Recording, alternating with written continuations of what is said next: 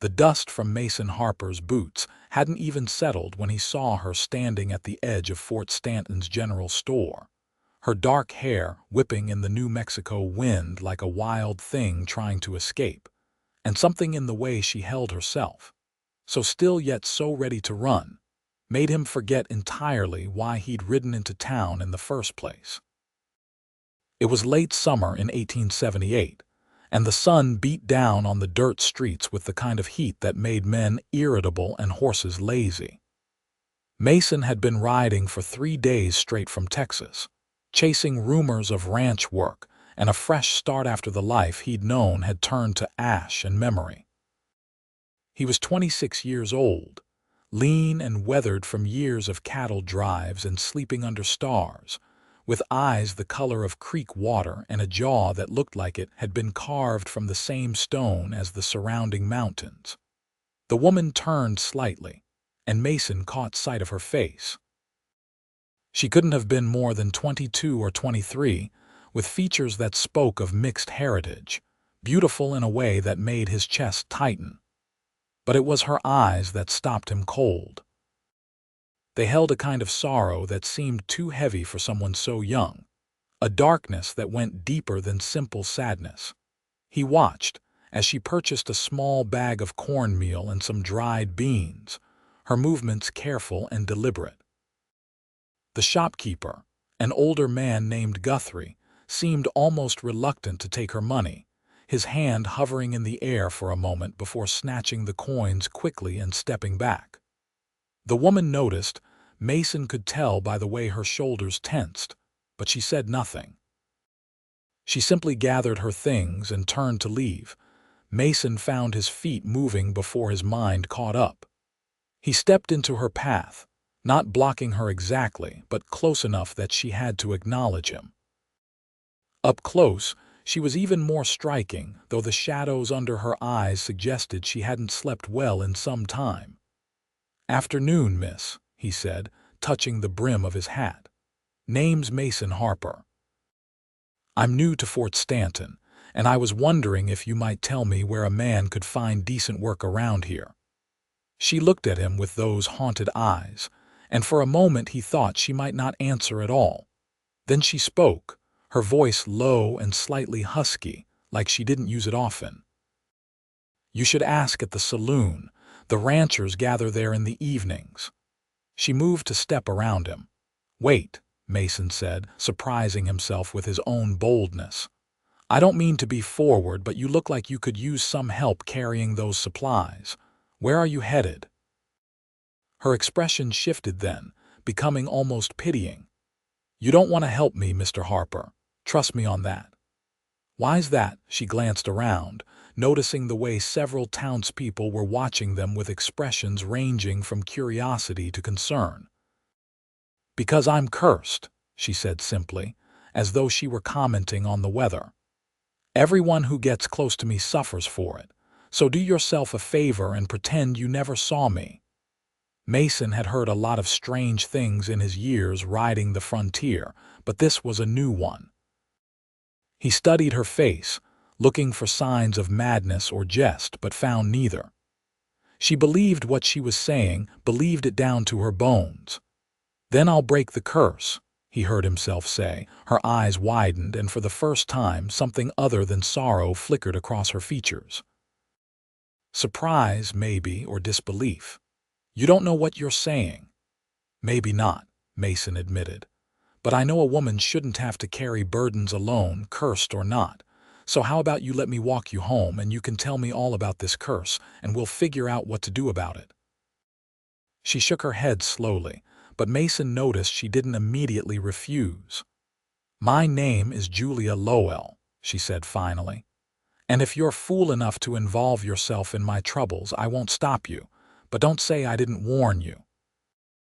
They walked together through the dusty streets of Fort Stanton, past the adobe buildings and the wooden storefronts that made up the heart of the town. Julia lived on the outskirts, in a small cabin that sat alone on a stretch of scrubland, far enough from the other homes that the isolation seemed deliberate. As they walked, Julia began to talk. Her voice was hesitant at first, like she was testing the waters, but gradually the story poured out of her like water from a broken dam. She had been born in Santa Fe to a Mexican mother and an Anglo father, though her father had died before she could remember him. Her mother had raised her alone, teaching her the old ways, the stories and traditions passed down through generations. When Julia was 16, her mother had fallen ill. They had no money for a doctor, and the local curandera, a healing woman, had done what she could, but it wasn't enough. Her mother had died in the spring, leaving Julia alone in the world. That would have been tragedy enough, but it was only the beginning. Julia had gone to work at a ranch owned by a family named the Hendersons. She'd been there only 3 months when a fire broke out in the barn, killing half the horses and nearly burning down the main house.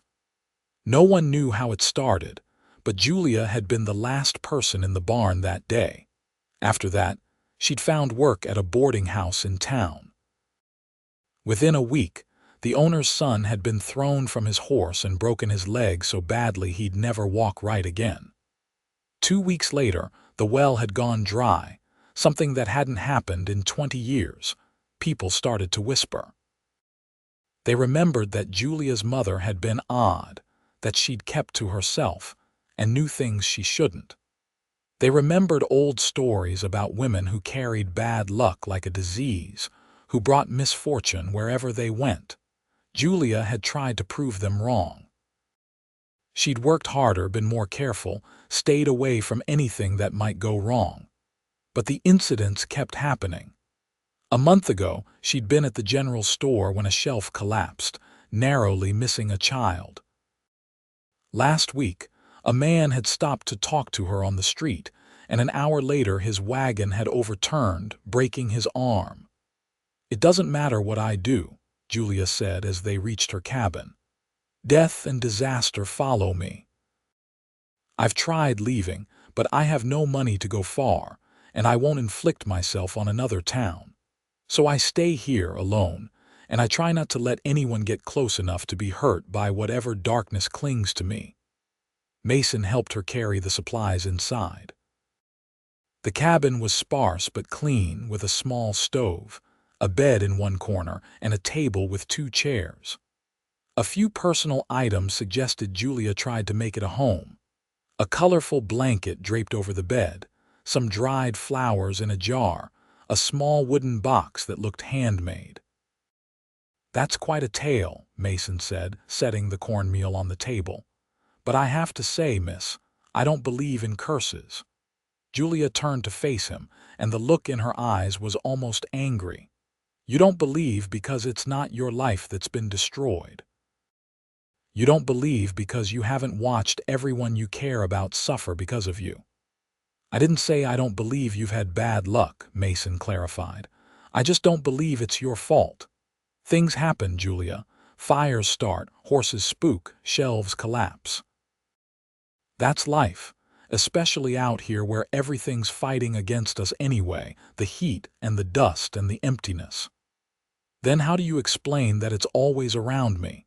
That everywhere I go, tragedy follows?" Mason thought about that.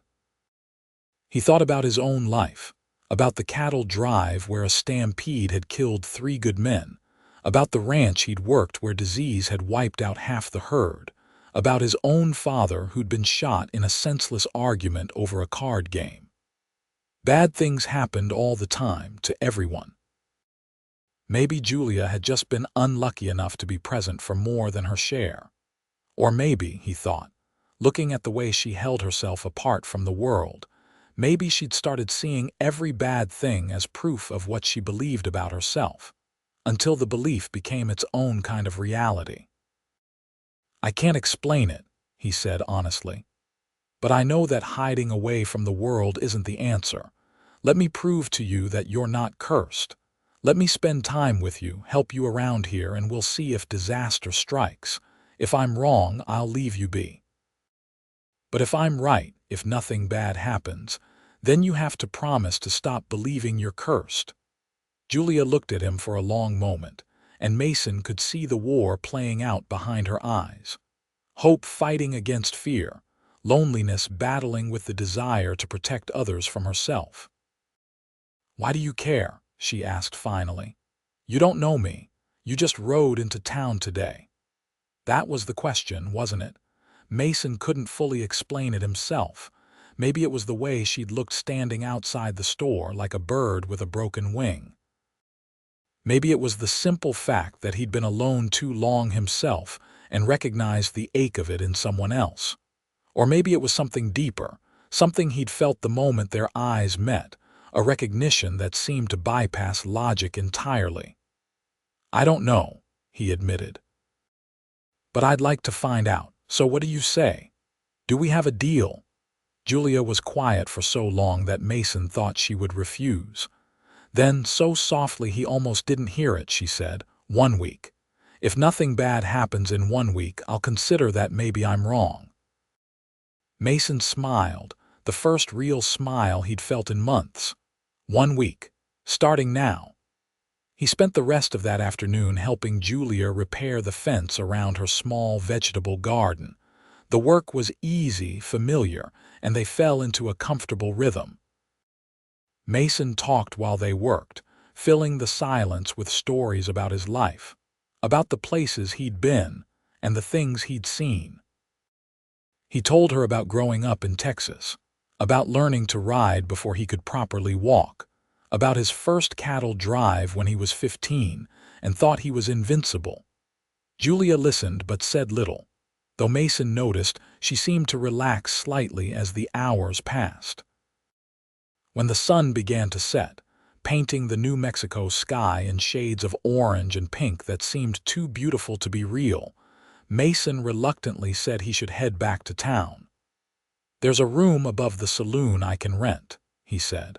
"I'll come back tomorrow if that's all right with you."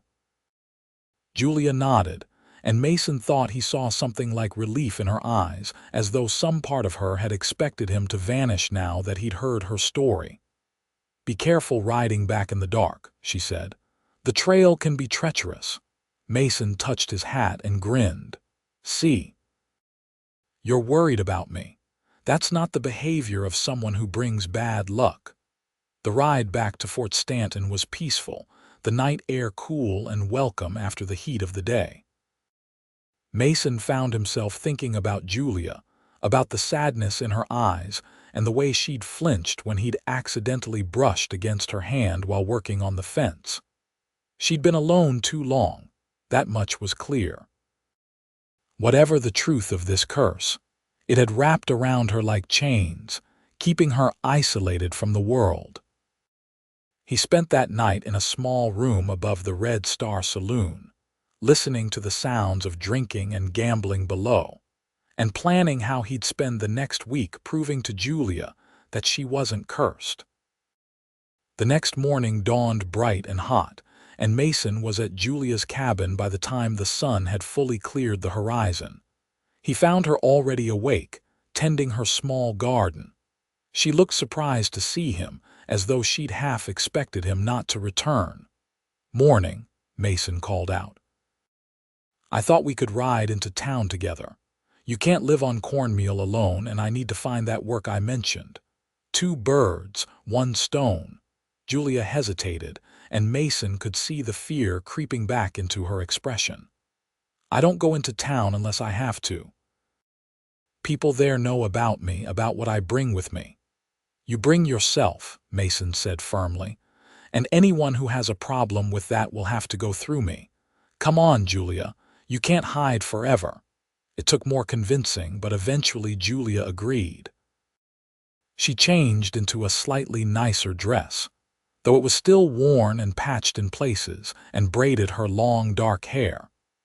Mason brought his horse around, a sturdy bay gelding named Ranger, and helped Julia up behind him.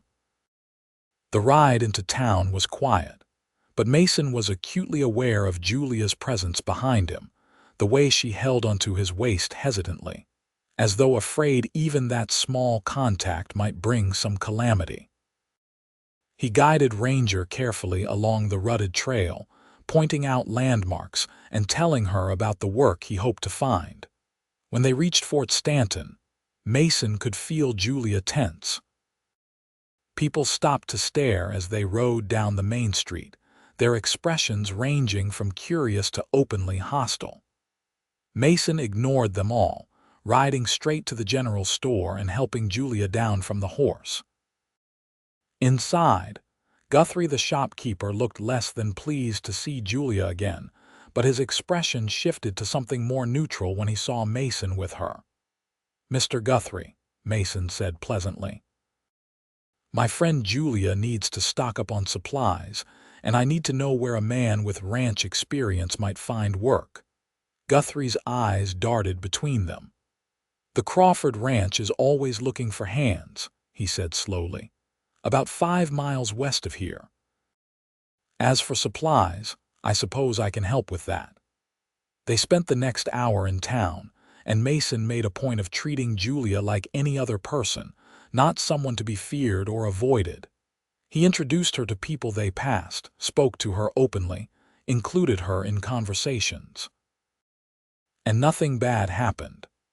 No shelves collapsed, no horses bolted, no mysterious accidents occurred by the time they left town. Julia seemed lighter somehow, though Mason could tell she was waiting for the other shoe to drop. Over the next few days, Mason established a routine. He'd ride out to the Crawford Ranch each morning, where he'd secured work as a ranch hand, and he'd stop by Julia's cabin on his way home each evening. They'd have supper together, simple meals of beans and cornbread, or whatever Julia had managed to make, and they'd talk. Slowly, gradually, Julia began to open up. She told him about her childhood, about her mother's stories and the beautiful places they'd visited before money became too tight. She told him about her dreams, the ones she'd had before she'd convinced herself she was cursed, dreams of maybe opening a small shop or learning to be a proper seamstress.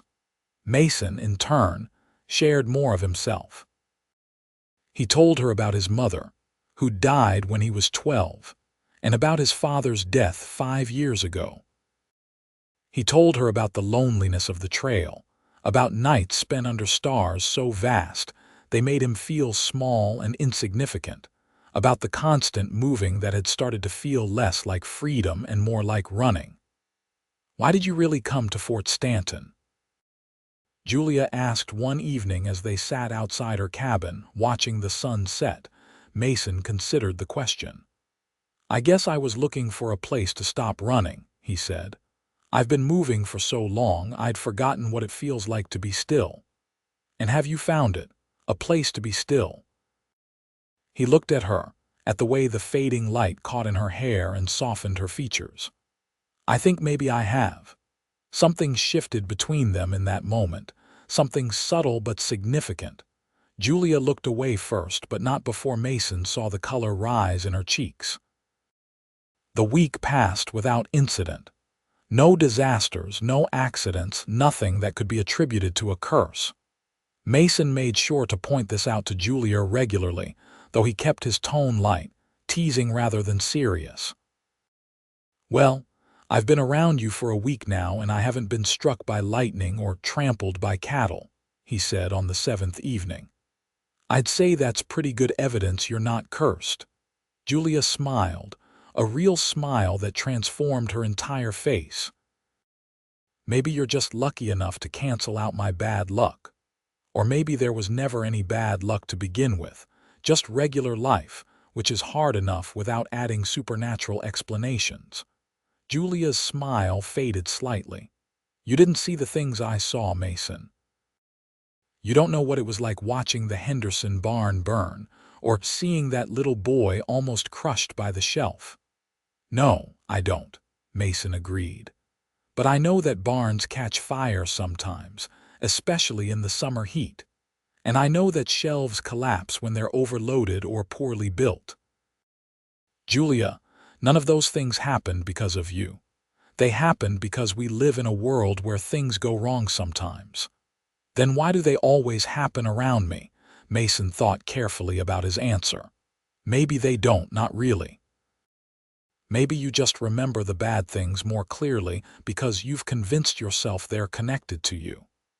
I bet if you really thought about it, you'd remember just as many normal days, days when nothing bad happened at all. But those don't stand out in your memory the way the dramatic things do. Julia was quiet for a long time, and Mason let the silence stretch. Finally, she said, "I want to believe you, I do, but I'm afraid. What if you're wrong? What if something terrible happens to you because of me?" Mason reached out and took her hand, the first time he'd done so deliberately. Her skin was warm and rough from work, and he felt her fingers tremble slightly in his grasp. "Then we'll deal with it together," he said. "But Julia, you can't live your whole life in fear of things that might never happen. That's not living at all, that's just existing." Tears welled up in Julia's eyes, and she looked down at their joined hands. "I've been alone for so long," she whispered. "I'd forgotten what it felt like to have someone care." "You're not alone anymore," Mason said. "Not if you don't want to be." The weeks that followed were some of the happiest Mason could remember. He continued working at the Crawford Ranch, proving himself a capable and reliable hand, and he spent every spare moment with Julia. They rode together through the New Mexico landscape, exploring the arroyos and mesas that surrounded Fort Stanton. Mason showed Julia how to shoot his revolver, standing behind her to guide her aim, and Julia taught him some of the Spanish words her mother had used, laughing at his pronunciation. The townspeople slowly began to change their attitude toward Julia as well. Seeing Mason, who was well liked by the ranch owners and other workers, treating her with such obvious respect and affection, they started to reconsider their suspicions. It helped that no disasters had befallen the town since Mason's arrival, that life continued its normal pace of small joys and minor troubles. One evening in early autumn, as the heat finally began to break and the air took on a cooler edge, Mason and Julia were sitting by a small fire outside her cabin. Mason had brought his guitar, an old instrument he'd carried for years, and he'd been playing soft melodies while Julia mended one of his shirts. "I've been thinking," Mason said, setting the guitar aside. "About the future, I mean." Julia looked up from her sewing, her expression cautious. "What about it?" "Well, I've saved up some money from working at the Crawford Ranch. Not a lot, but enough to maybe start thinking about my own place. A small spread, nothing fancy, but somewhere I could build something lasting." He paused, suddenly nervous in a way he hadn't been since he was a young man courting his first sweetheart. "And I was hoping you might consider building it with me." Julia's hand stilled on the shirt. "Mason, what are you saying?" He moved closer to her, taking the sewing from her hands and setting it aside. "I'm saying that I love you, Julia. I'm saying that these past few months have been the best of my life, and I can't imagine going back to the way things were before I met you.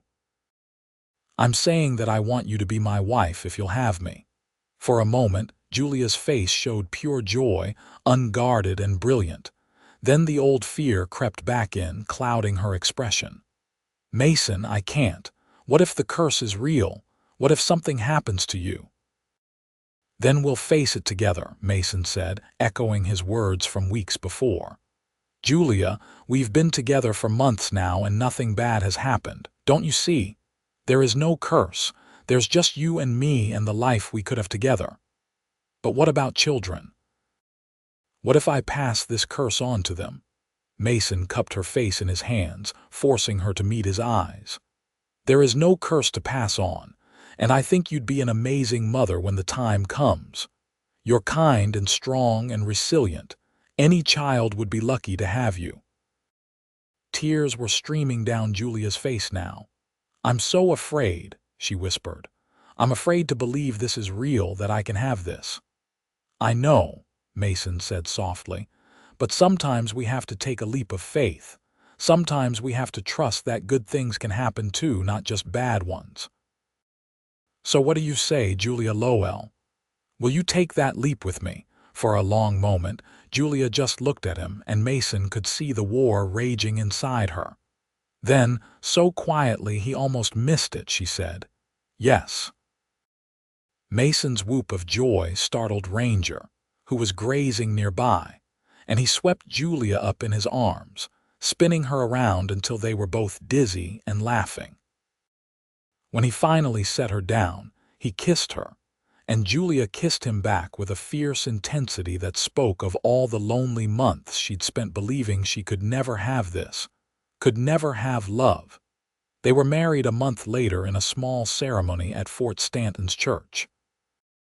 The townspeople turned out in surprising numbers, many of them having completely reversed their opinions about Julia's supposed curse. Mason's friends from the Crawford Ranch stood up for him, and several of the town women helped Julia make a simple but beautiful dress from fabric Mason had bought with his wages. The ceremony was simple but heartfelt. Mason spoke his vows in a clear, strong voice, promising to love and cherish Julia for all his days, to stand by her through whatever troubles came their way.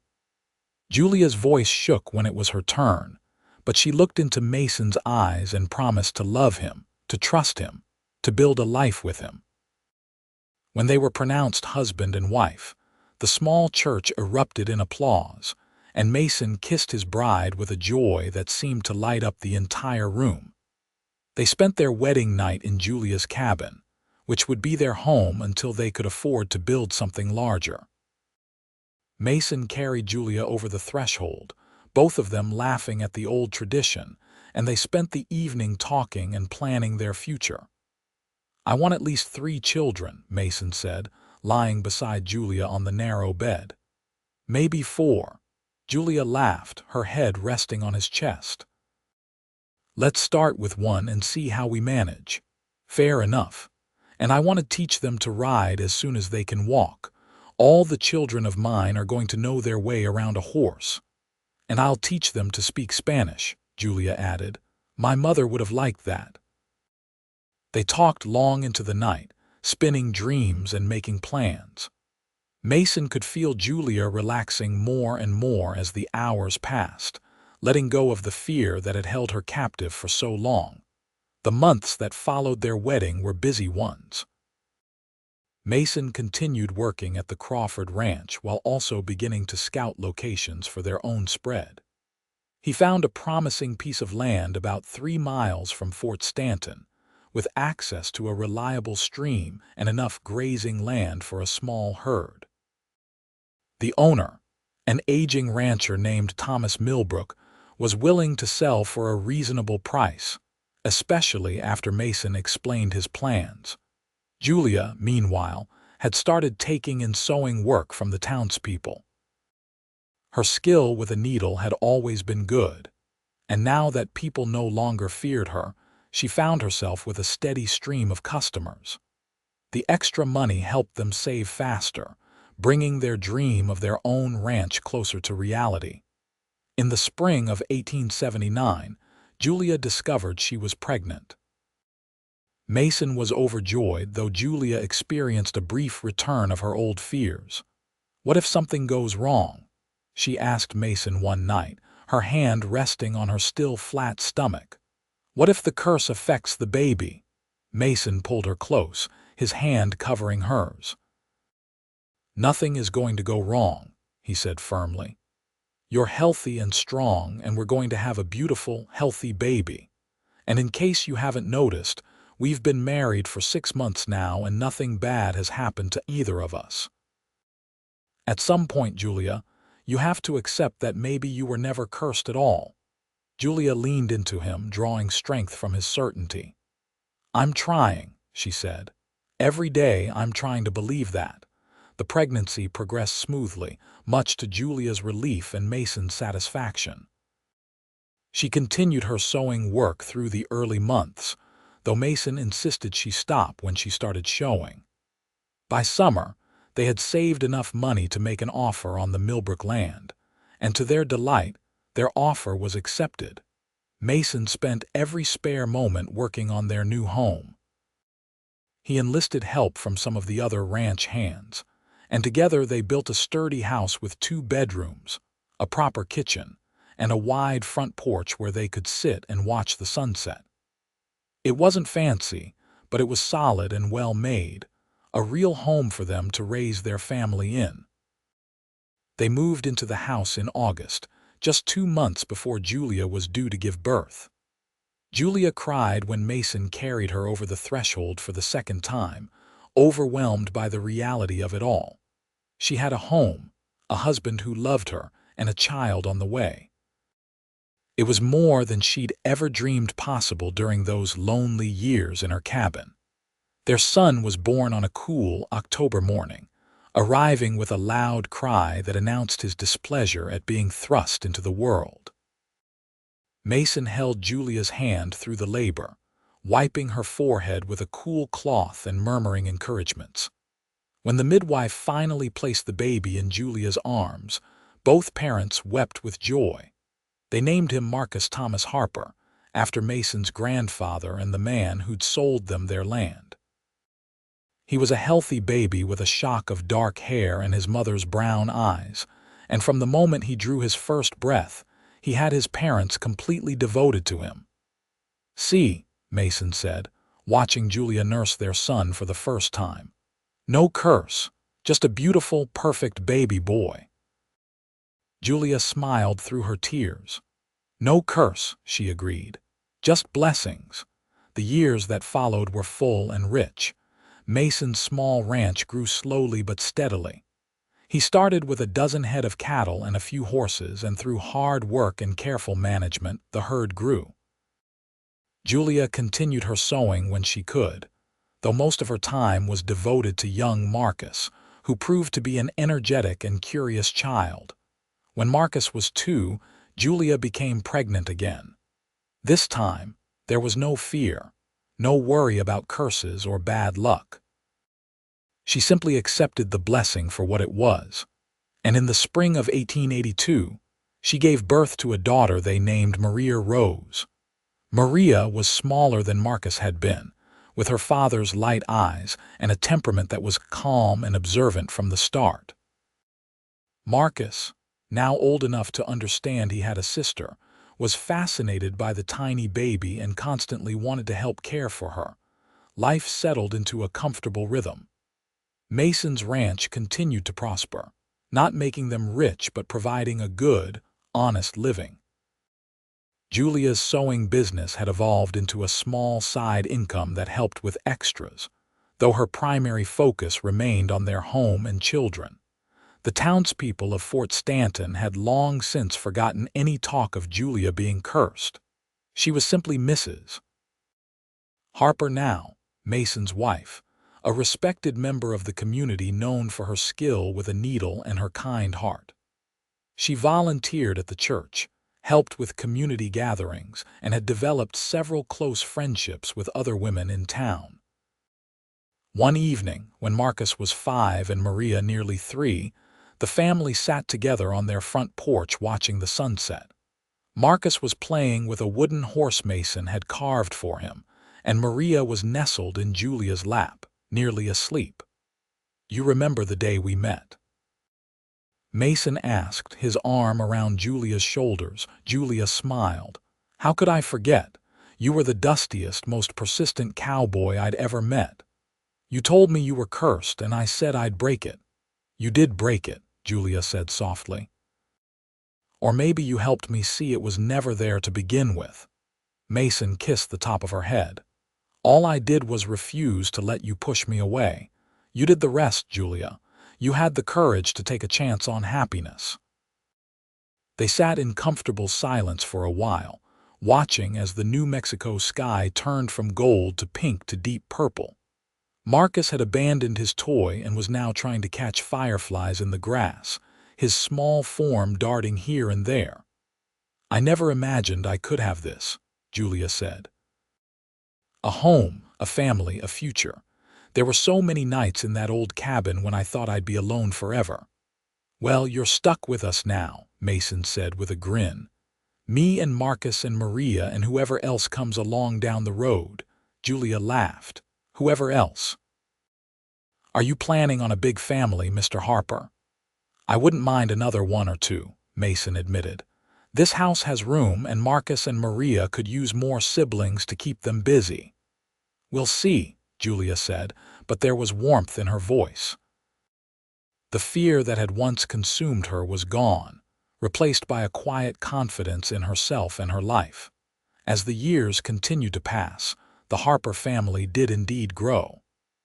In 1884, Julia gave birth to twins, a boy and a girl they named Matthew and Margaret. The twins were a handful from the start, both of them strong-willed and adventurous, keeping Julia and Mason constantly on their toes. Mason's ranch had grown as well, now employing 2 full-time hands in addition to Mason himself. They'd expanded their holdings twice, purchasing adjacent land when it became available, and the Harper Ranch was becoming known throughout the territory for quality horses and cattle. Marcus grew into a serious, responsible young man who loved working alongside his father.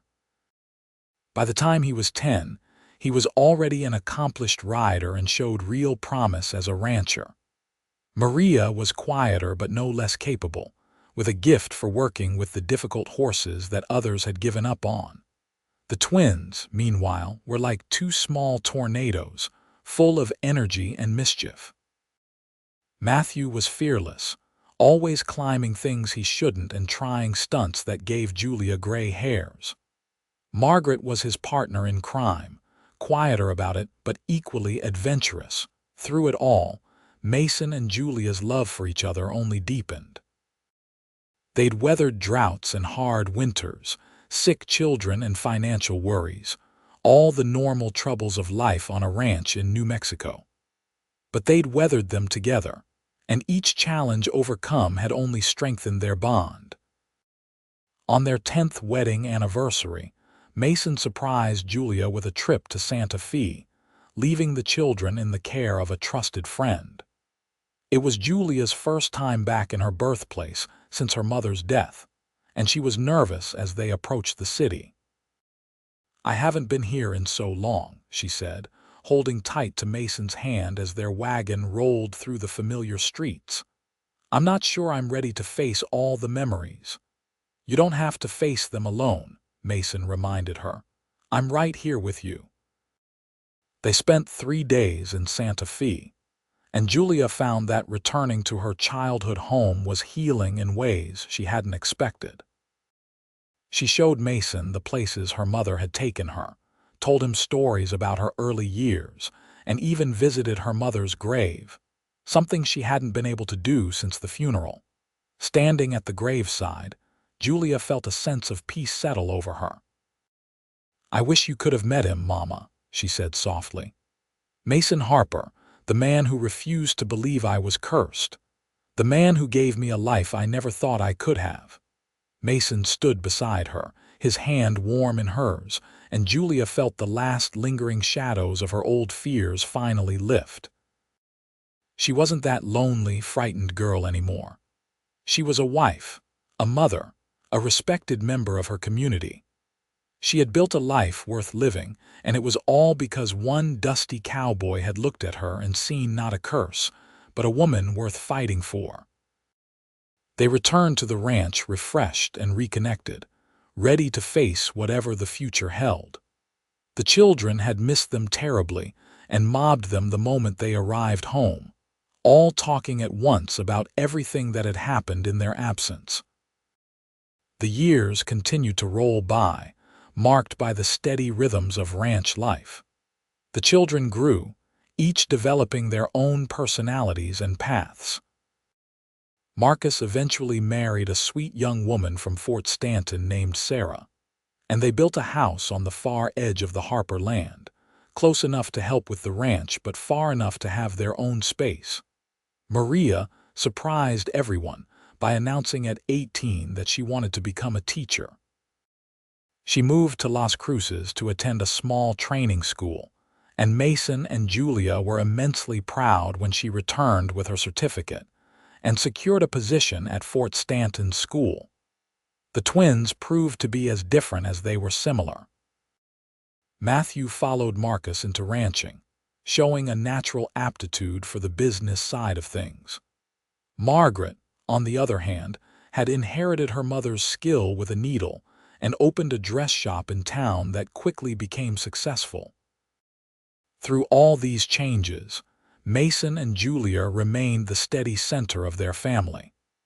They were the ones the children came to with their problems, the ones who offered advice and comfort, the ones who kept the family connected and strong. In 1895, 17 years after that dusty day when Mason had first ridden into Fort Stanton, he and Julia celebrated their 17th wedding anniversary with all their children and their growing families around them. Marcus and Sarah had given them 2 grandchildren, a boy and a girl. Maria had recently married a fellow teacher, a kind man named Robert who clearly adored her. Even the twins, now 15, were starting to talk about their futures with an excitement that made Julia feel both proud and a little sad. After the celebration, when everyone had gone home and the house was quiet again, Mason and Julia sat together on their porch, just as they'd done countless times before. "Quite a day," Mason said, his arm around Julia's shoulders in the familiar, comfortable way of long married couples. "Quite a life," Julia replied, leaning into him. "Sometimes I still can't believe this is real, that all of this is mine." "Ours," Mason corrected gently. "This is ours, Julia. Everything we built together." Julia thought about the girl she'd been, hiding in a lonely cabin, convinced that she was cursed and dangerous. That girl seemed like someone from another lifetime now, someone she could barely recognize. She thought about all the moments that had brought her here. Mason's persistent kindness, the first time she'd let herself hope, their wedding day, the birth of each of their children, all the daily joys and struggles that had woven together to create this rich, full life. "Do you remember what you said to me that first day?" Julia asked. "When I told you I was cursed." "I said I'd break the curse," Mason replied, smiling at the memory. "You did more than that," Julia said. "You gave me back my life. You gave me a reason to stop being afraid." "I don't think I ever properly thanked you for that." Mason turned to look at her, his eyes still as bright and warm as they'd been that first day. "You thank me every day just by being here, by choosing to build this life with me. I'm the lucky one, Julia. I'm the one who got to love you." They kissed, soft and sweet, a kiss that held 17 years of love and partnership and devotion. When they pulled apart, Julia rested her head on Mason's shoulder, looking out at the land they'd built together, at the life they'd created from nothing but hope and hard work and refusal to give up. The New Mexico sky was doing what it did best, painting itself in impossible colors as the sun sank toward the horizon. Somewhere in the distance, cattle lowed and horses whinnied. The sounds of home, Julia thought. The sounds of a life well lived. "I love you, Mason Harper," she said. "Thank you for not letting me push you away. Thank you for insisting there was no curse. Thank you for giving me all of this." "I love you too, Julia Harper," Mason replied, "and I'd do it all again in a heartbeat, every single moment." They sat together as the stars began to appear, holding hands and watching their world settle into evening. They were no longer young, both showing the marks of years spent under the New Mexico sun, but they were happy. They were blessed. They were exactly where they were meant to be. In the years that followed, Mason and Julia watched their family continue to grow and flourish. More grandchildren arrived, filling the ranch with noise and laughter. The business continued to prosper, becoming one of the most respected operations in the territory. Marcus took over more of the day-to-day management as Mason got older, but Mason still rode out most days, unable to give up the work that had defined so much of his life. Julia, too, found new purposes as she aged. She taught several of her grandchildren to sew, passing on the skills her mother had taught her. She became known throughout Fort Stanton as a source of wisdom and comfort, the person people came to when they needed advice or simply someone to listen. The curse that had once seemed so real, so inescapable, was forgotten entirely. If Julia thought about it at all, it was only to marvel at how completely she'd believed in it, how thoroughly it had controlled her life. She understood now that the curse had never been external.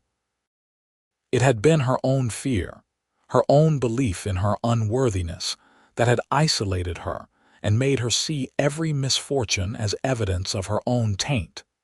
Mason had given her the gift of seeing herself differently, of believing that good things could happen to her too. And that gift had transformed everything, had opened up a life she'd never dared to dream of.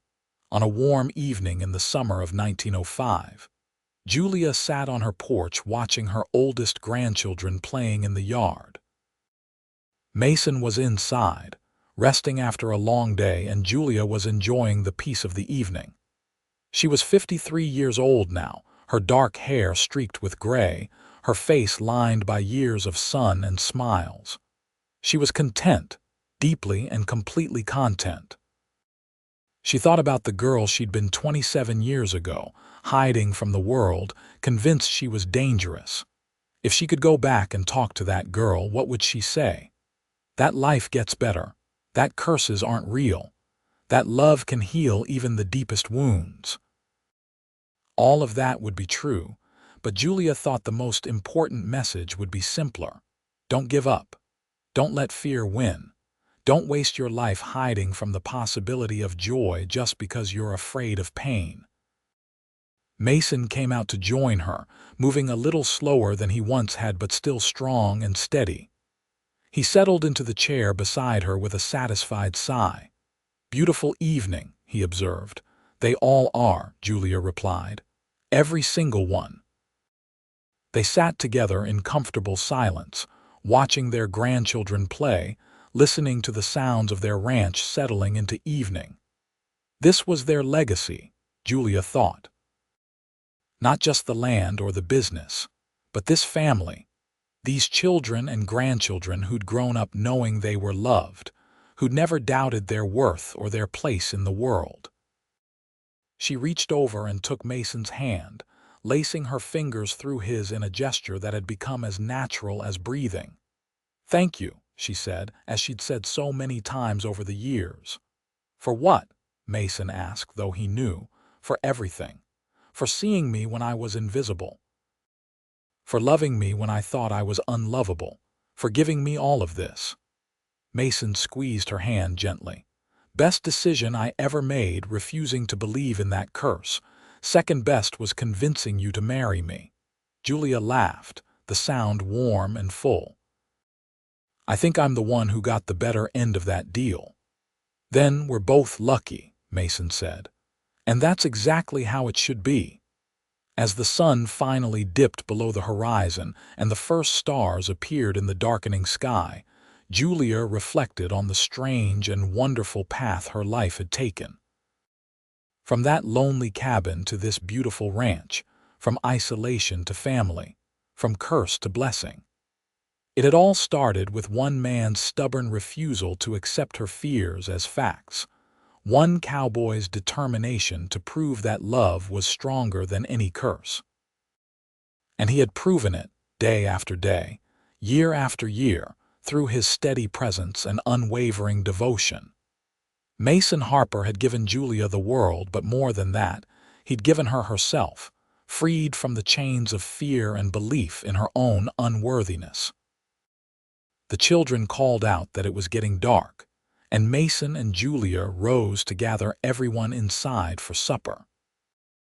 As they walked into their home, surrounded by the noise and warmth of their family, Julia sent up a silent prayer of gratitude for the blessing of this life, this love, this man who'd refused to let her hide from happiness. There was no curse, had never been a curse except the one she'd placed on herself. And Mason Harper, that dusty cowboy who'd ridden into Fort Stanton on a hot summer day in 1878, had broken it simply by refusing to believe it was real, by insisting on seeing Julia not as cursed, but as worthy of love. And she was, she knew now. They both were. Everyone was, if only they could find the courage to believe it, to reach out for happiness instead of retreating from it in fear.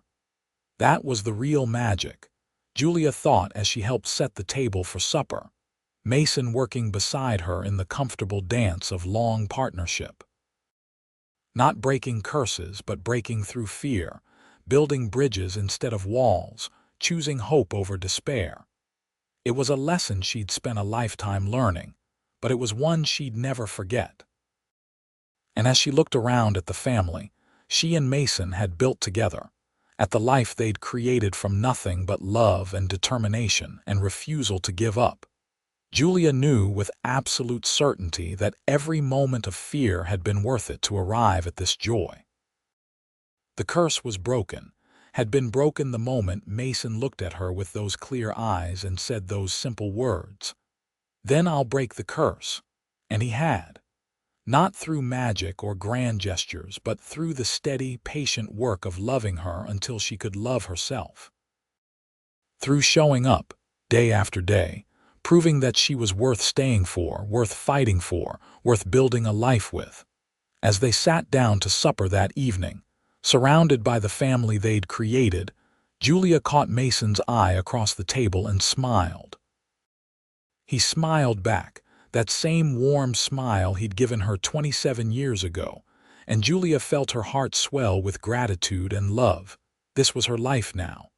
Not the curse, not the fear, but this. Family, love, home, belonging.